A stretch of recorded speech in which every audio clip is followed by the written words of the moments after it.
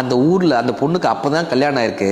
அந்த ஊர்ல இருக்கக்கூடிய ஒரு கிழவி அந்த பொண்ணை பிடிச்சி உபதேசம் பண்ண ஆரம்பிச்சு, இங்க பாருமா, புருஷனை முந்தானையில முடிச்சு வச்சுக்கணும், புருஷனை வெளியே விடவே கூடாது, அவன்கிட்ட கேள்வி கேட்டுக்கிட்டே இருக்கணும், அவனை இங்கேயே இருக்க வைக்கணும், உன் கைக்குள்ளரே வச்சுக்கணும், மாமியாரை அடக்கி வைக்கணும். நான் என் புருஷனை அப்படிதான் வச்சிருந்தேன், 35 வருஷம் எனக்கு கல்யாணம் ஆயிடுச்சேன்.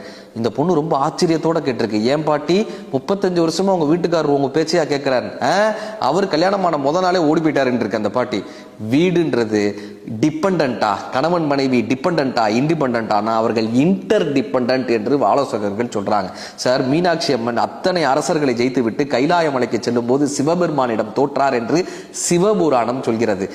சிவபெருமான் மன்மனை ஜெயித்து அவருடைய கரும்பை பெற்ற போது அந்த கரும்பை காமாட்சி அம்மனிடம் தோற்று அந்த கரும்பை காமாட்சி அம்மனிடம் கொடுத்தார் என்று காஞ்சிபுர வரலாறு நமக்கு காட்டுகிறது.